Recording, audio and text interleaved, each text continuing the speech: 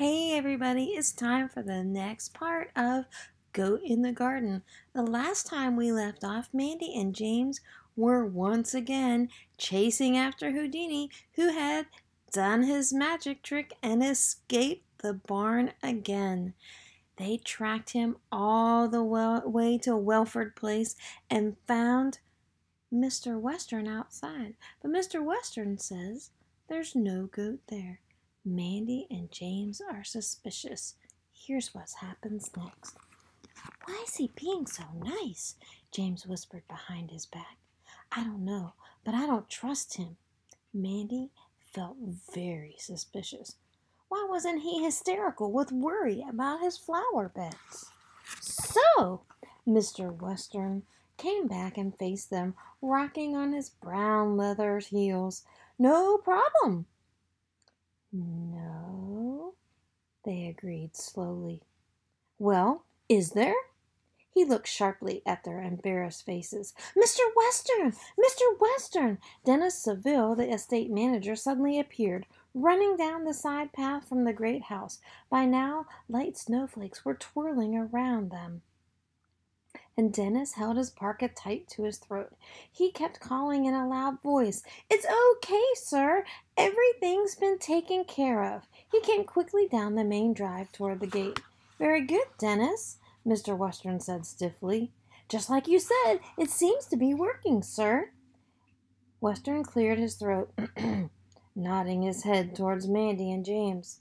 That's quite right, Dennis, but we have visitors. I'll come and deal with it soon. Then Dennis saw them, and his mouth shut like a clamp. He gave his boss an uncomfortable look. These two are looking for a goat, Mr. Western exclaimed. You haven't seen one, have you, Dennis? No, sir, he said like a sergeant major standing at attention. See? Mr. Western nodded and smiled. Your goat isn't here. He must be halfway down to Welford by now. You better get a move on. He closed the gates on the inside. Matter of fact, I did hear a bit of commotion from next door a little while ago. Miss Parker Smith was out on her driveway making some kind of fuss, shooing something off. Why don't you check there? But Mandy wasn't fooled. She recovered from her embarrassment, and every bit of her was alert. Something was going on here. Come on, she said to James. The snow had begun to fall thickly now, or we'll lose Houdini's trail. James stood a second or two longer, watching the men trudge back up toward the house. You sure? He asked. Shh. She made a great show of getting on her bike and pedaling off. I don't trust them as far as I could throw them, James said, working hard to catch up. Me either. Mandy rode until she reached the far end of the hedge, but she stopped short of Parker Smith's house. In fact, I'm really worried. She looked anxiously at James. Houdini's footprints had come to a dead end, and she was pretty sure that Mr. Western had been lying. James nodded. Was that Dennis What's-His-Name up to before he came running over? What was he chattering about? Do you think it was something to do with Houdini? Mandy asked. James nodded again. Do you think we should find out? Definitely, he said. Come on, let's try going down this path. He abandoned his bike and crept ahead, skirting the edge of Mr. Western's garden.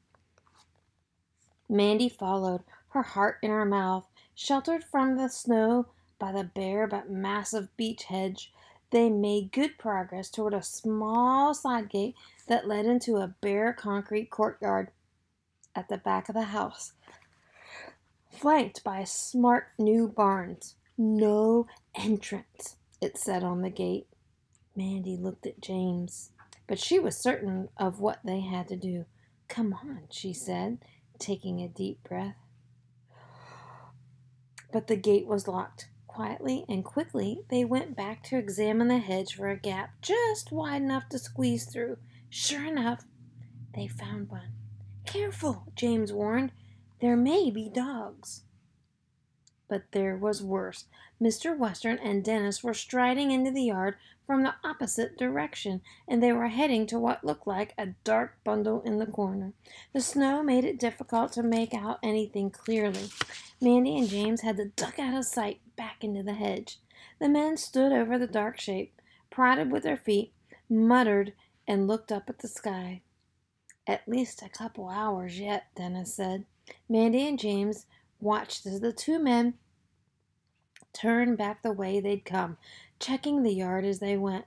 "Oh, no!" Mandy cried. She felt sick. Suddenly, everything fell into place. "What?" James jumped up to stop her, but Mandy was already up and running towards the still dark shape in the far corner of the yard. "Mandy, come back!" he cried. But she didn't listen. She didn't care. She knew it was Houdini. Her worst nightmare was coming true. She arrived at the dark shape and bent over it. It was Houdini. James followed her and helped her brush the snow away. Mandy knelt on the ground to cradle the poor goat's head. He lay legs stiff and straight, eyes rolling helplessly. "What's happening?" James asked, horrified. Mandy picked up a branch lying close against the wall. "This!" She closed her eyes in sheer panic. The branch had been torn clean off its bush, and some of the newest, tenderest leaves were chewed. "Rhododendron!" she moaned. "What's wrong? What's happening?" James said.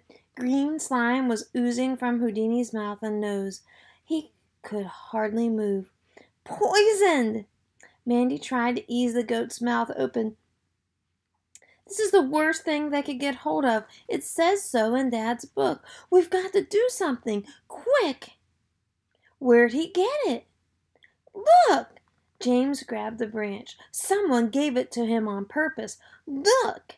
He showed the raw, torn end of the branch. "They tried to kill him!" "Never mind now. We've got to move him." Mandy gathered all the strength she possessed in her thin frame. "I'll take his head. You support his back end. Let's get him on his feet." They worked together. The goat bawled and protested, but he stood at last, shaky, head down, but able to stagger. You know what stagger means? Stagger means like he kind of stumbles around. He's real uneasy on his feet. "Come on, boy! Come on!"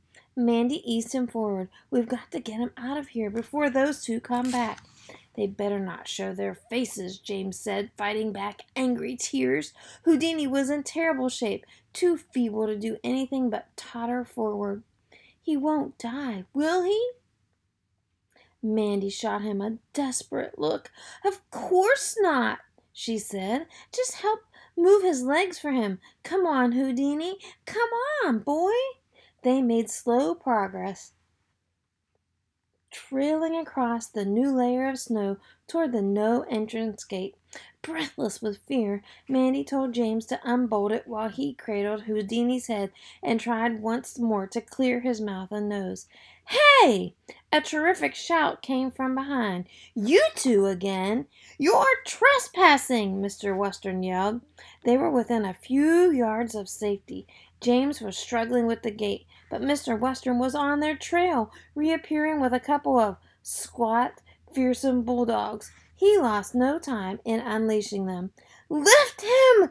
Mandy gasped. They slung their arms under Houdini's swollen belly. The dogs snarled and barked. They rushed forward, thundering across the yard. "Hurry!" Mandy imagined she could feel the dog's breath. Just in time, they lifted the goat, staggered, and slammed the gate in the dogs' faces. They were off Mr. Western's property. He could shout all he wanted, but he couldn't chase them now. What now? James looked wildly up and down the white, deserted lane. He looked desperately at Houdini, who was standing again on all fours, but shaky, his head down, bawling pitifully. Mandy took handfuls of snow to clean his face, but still the green slime oozed out. She felt the tears hot on her cheeks as she stood up to straight. "You wait here," she told James. She could see the private no admittance sign on the gate at Beacon House. Mrs. Parker Smith wasn't the best bet in the world, Mandy knew. She was rich, but not very fond of animals. She thought that money and not love was all that was needed to take care of them, and Mandy had once refused her offer of a home for a kitten. But still, she was all they had by way of help right now. "I'll go and ask," she said, and she fled down the lane. No chance this time of poor Houdini scampering back home, and every minute was vital.